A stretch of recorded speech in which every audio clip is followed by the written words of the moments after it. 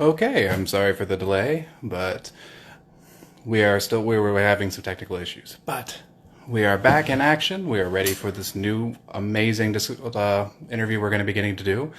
So, today we're going to be talking with a good friend and an excellent professional that from Bulgaria that we are getting to work with. We knew her from our master's days over at Columbia College Chicago, but she works a lot in audience development. So over the past few years, she's been getting to research and interview audiences for different festivals and arts events throughout Bulgaria and other parts of Europe right now. And so we're very excited to get to talk with her, especially since audience concerns are so prevalent among different artists these days, especially with the idea of like, are we going to be able to get paid from them? What's the dynamic going to be? Are they going to be afraid to meet in large groups of people? So we're using her, we might be able to get some wonderful insights into this issue. So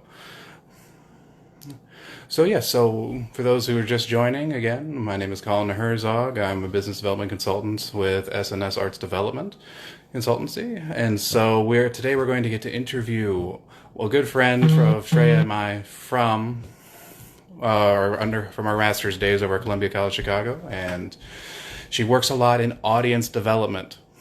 And so basically, she gets to research and interview how different demographics, how audiences feel, and help revise and approach different festivals, arts events all throughout Bulgaria, and has even expanded to other parts of Europe. So, given how many people have arts concerns, and especially with whether or not the audiences are going to come back, how they're feeling, how to connect with them, her insights are going to be very valuable on this front. So, let's see. So right now we're still waiting for her to join in, and because again, I apologize, we had some technical issues, but we're making it work. But so, hope everyone's feeling well today. There we go, and hope everyone's feeling healthy and safe. Okay.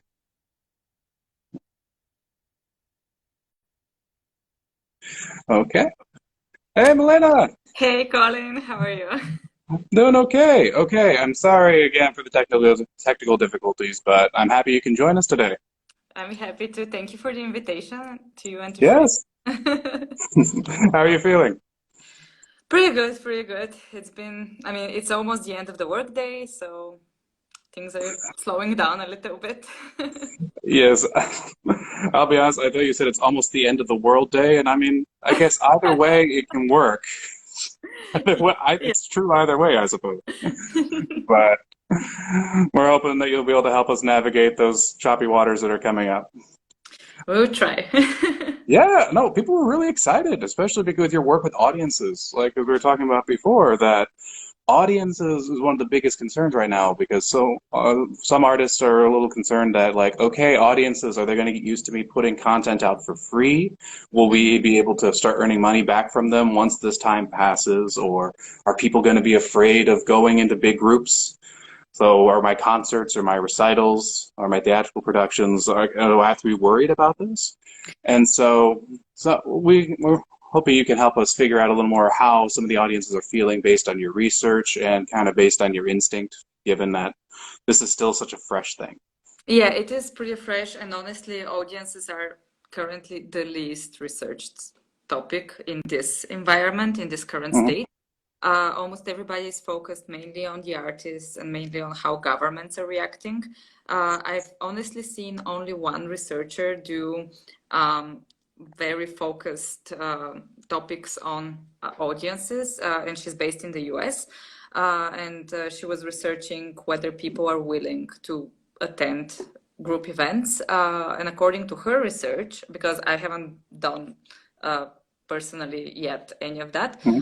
people are starting to go back to willingness to attend cultural events, but it's much slower. So we're talking about people willing to attend events next year or a couple of months from now, but definitely Hmm. not in the immediate future. And this is Hmm. definitely something that needs to be researched by more people in more environments because, as you know, people in different places react in different ways. So the audience in the US will react in one way, then the audience in Bulgaria, then the audience in India. Of course. Um, Of yeah. course. So before we dig too much into that, because again, we're really excited to talk about it, do you want to say a few words about yourself and your background? Yes, of course. So my name is Milena Berbenkova, and I've studied with Colin and Shreya arts management in Chicago. In the past 4 years, I've worked in different capacities in the cultural sector. First in Chicago as a producer, festival producer at Links Hall, which is a small nonprofit organization doing performing arts. And now with Intercultural Consult in Bulgaria and Europe, it's a consultancy organization that works with the arts and culture sector. Currently, we're working on a project for cultural tourism, which is one of the areas that is majorly affected by this situation. And we've done several researches on audience development and how audiences want to receive information about cultural events and what makes them want to attend those. Hmm. But in the current situation, as things are changing a lot and cultural content is moving digital, it's very important to figure out what audiences want from the digital experience of cultural Hmm. content that is not what they're, used to, like movies or music videos or just music. Hmm. And some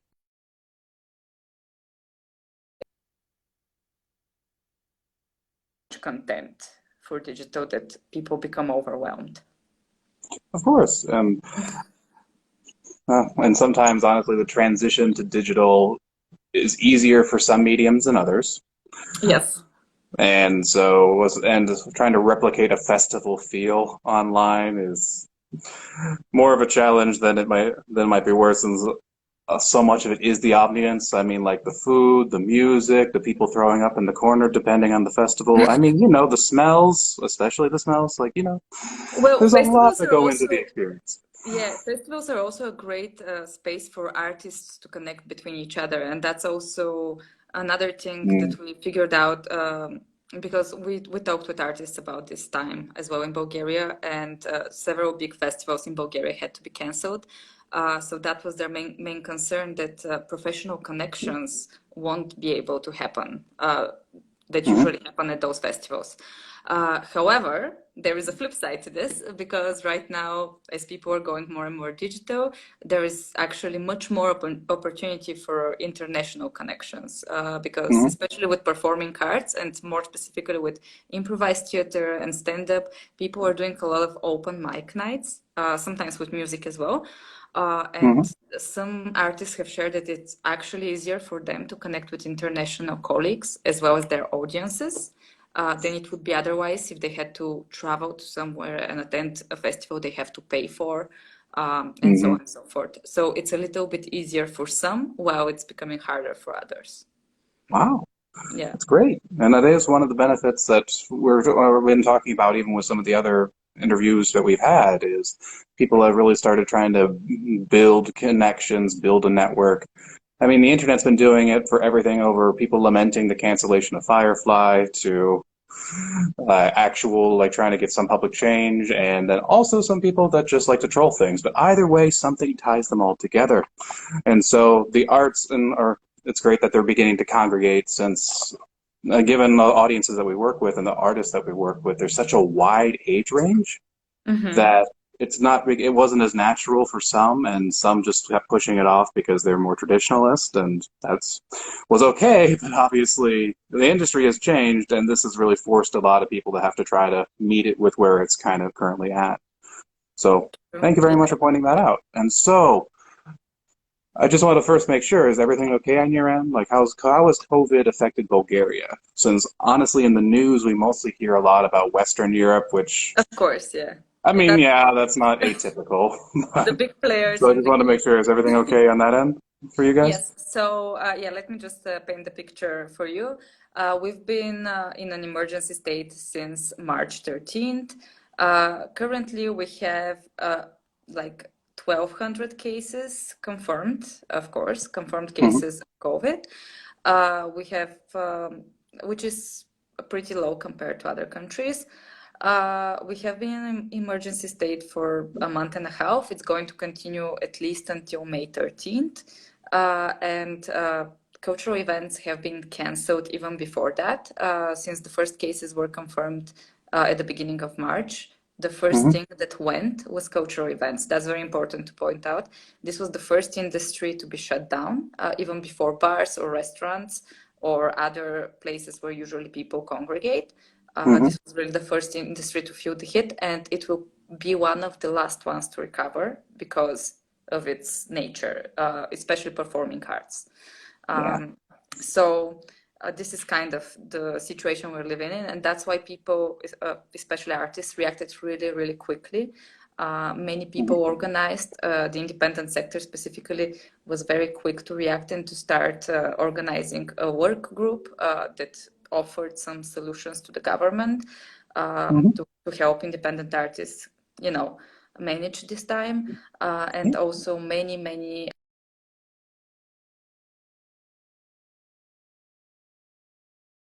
Good. Actually, since again we have, as you mentioned, there's audiences react differently everywhere else, and the way the artist and audience dynamic is a little different everywhere. So, could you talk a little more about how Bulgaria's art scene is generally organized? So, I know in previous conversations you've mentioned that the amount of control that the state had versus like independent artists and everything is a little different based on Bulgaria's history.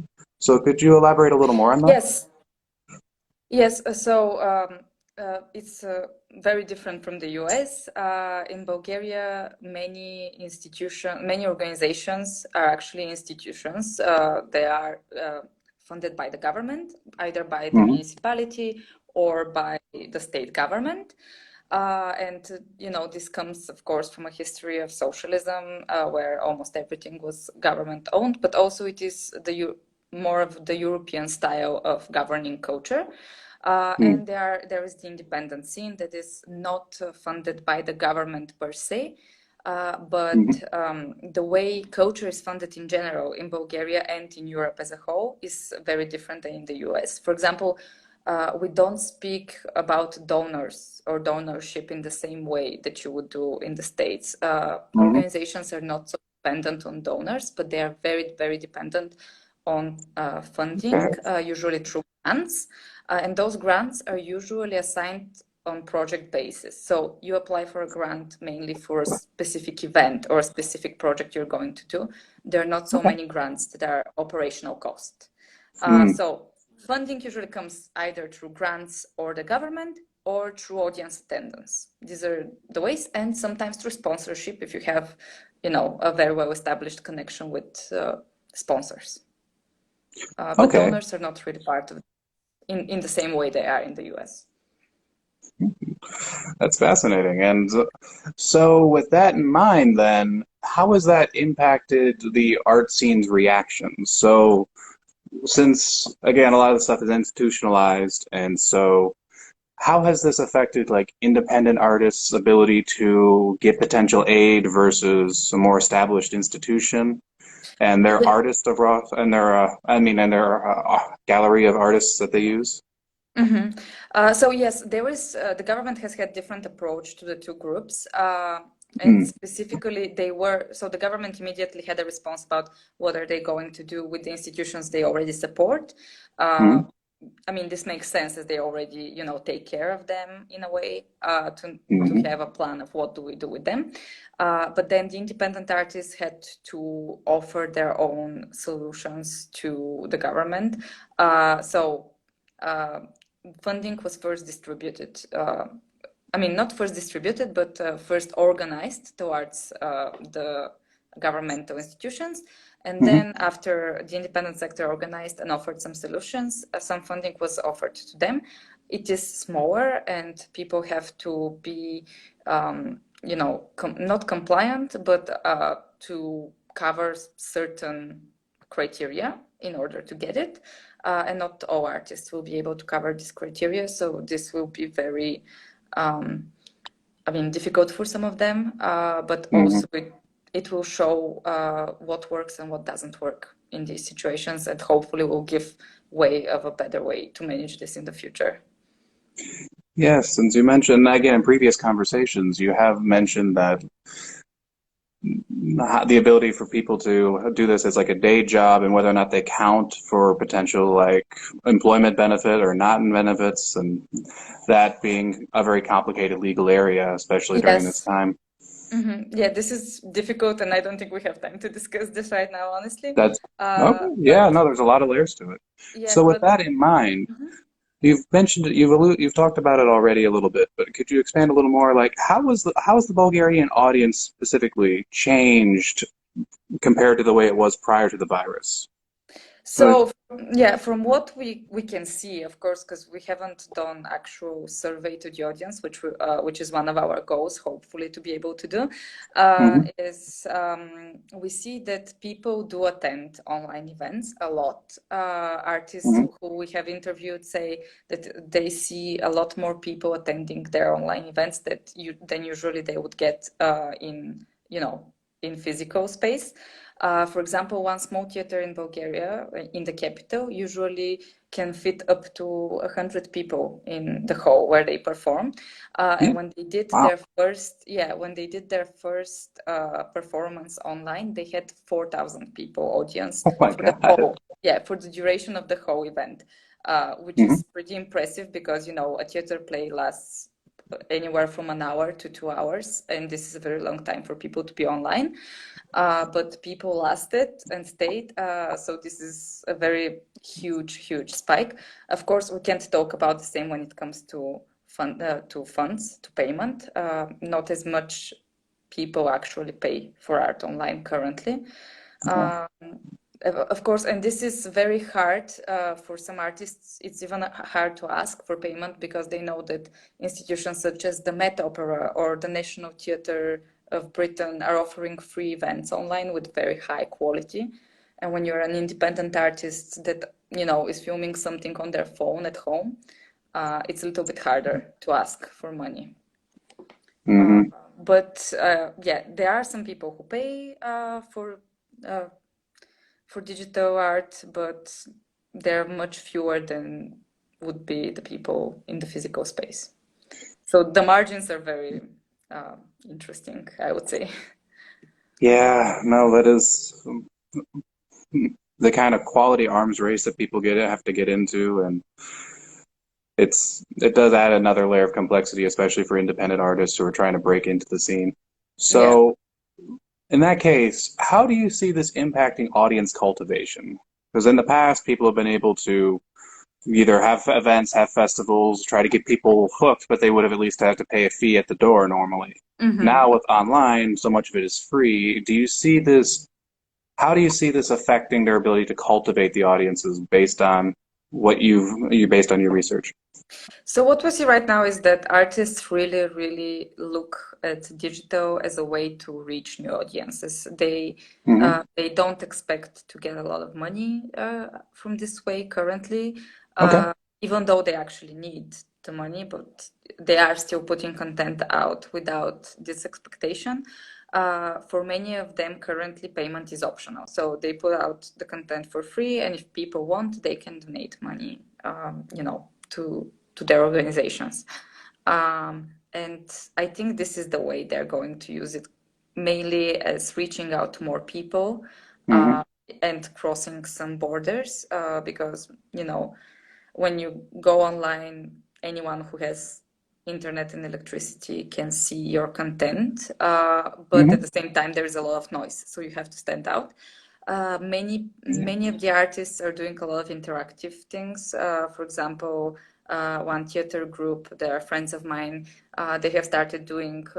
They work with kids, so they have started doing picture fairy tales. So the kids send pictures, and the actors make fairy tales based on them.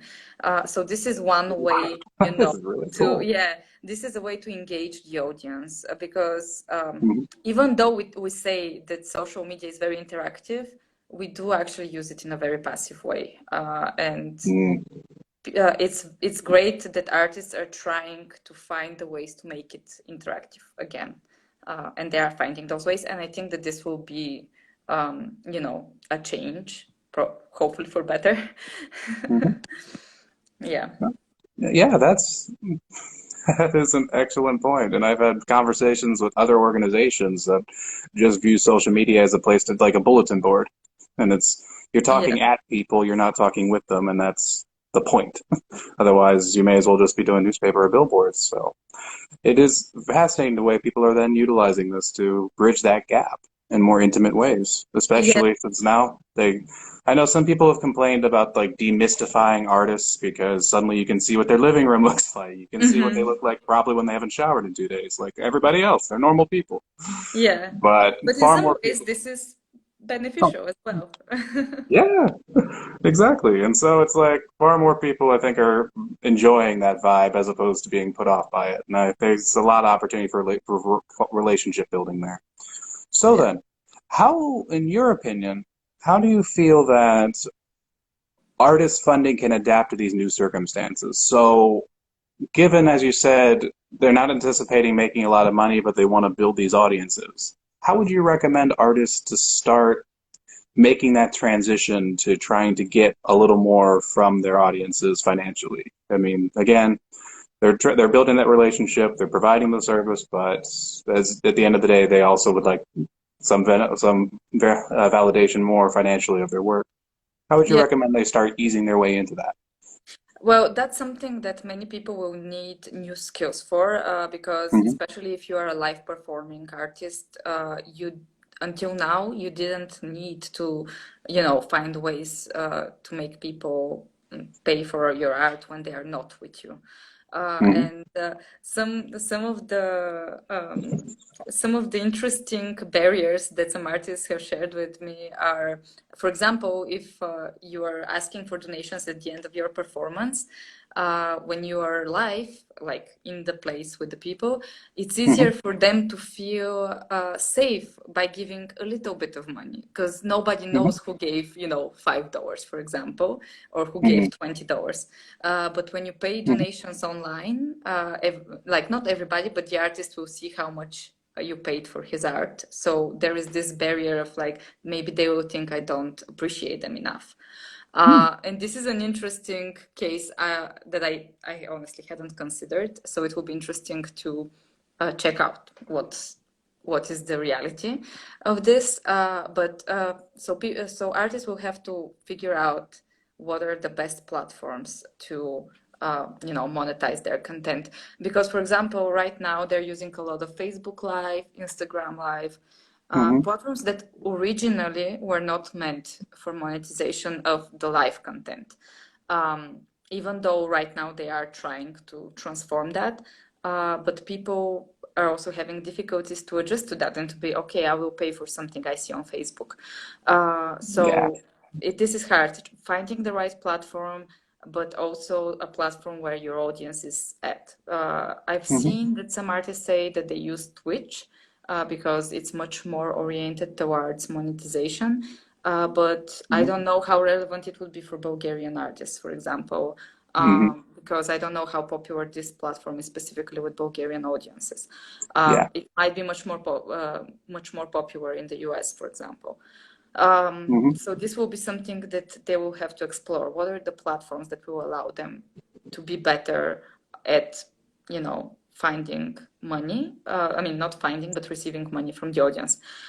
Something that is good that's happening though, and it's not so much dependent on the artist's struggle, is that some municipalities in Bulgaria have decided to make funds specifically for online performances. Oh. This is like something very, very new. We haven't had targeted financing for online art until now. And right now, because of this, because of the crisis, at least two of the bigger municipalities, probably more will do it, are offering funds and support for creating online performances for artists. And we've also heard from the European Parliament that there are some intentions, or at least they're trying to find a way to secure funding for artists, that artists get paid for their work online. So there are even talks on, on a higher level, and Hmm. this is a very important change. Probably it will probably bring a very important change in cultural policies that are bigger than us or the artists themselves.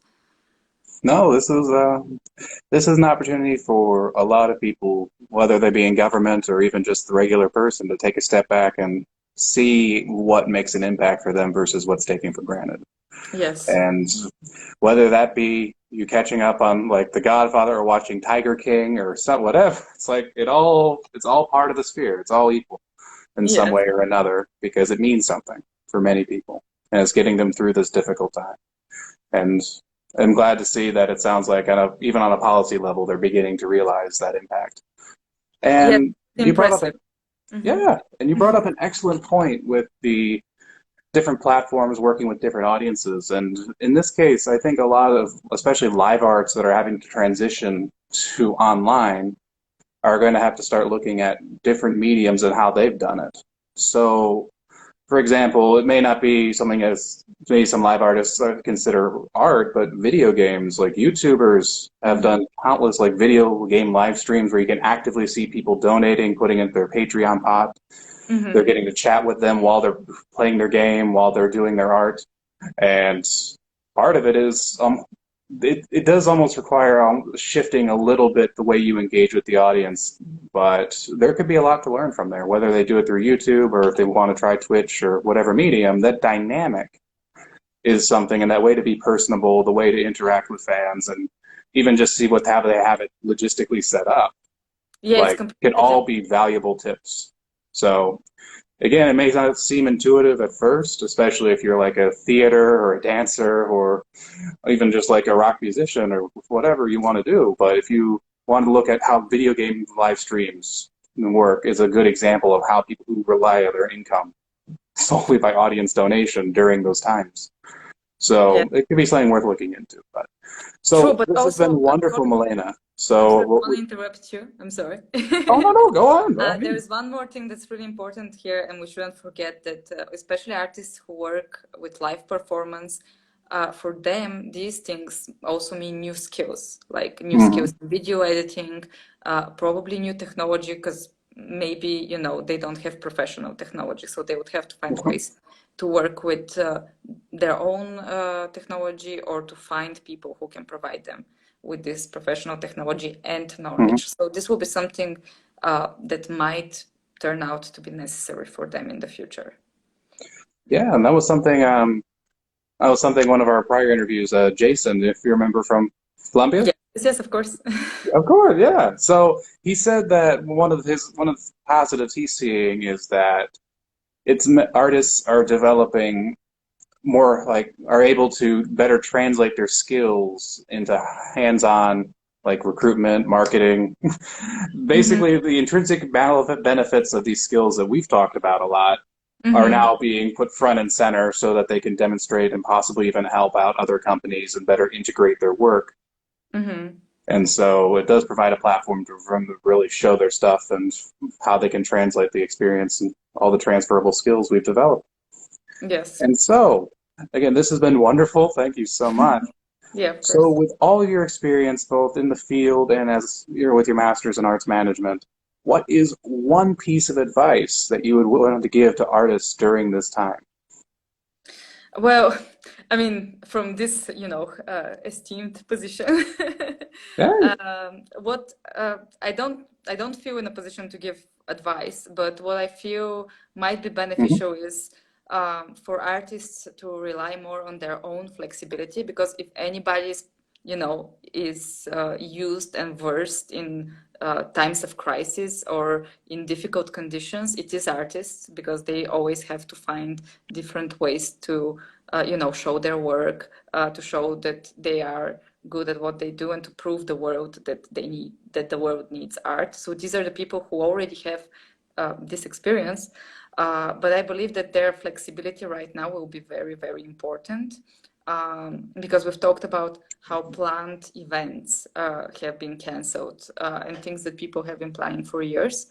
right now need to very quickly switch to something else. So flexibility and adjustability will be very, very, very important, as well as, of course, the new skills they will need for this diverse environment to to figure out where their art belongs, in what context, whether it's digital, physical, and in these different contexts, how they should use it, how it will be useful to them, and what is the best way they can show it in these different contexts. So these will be the things that will be very important, I believe, for them.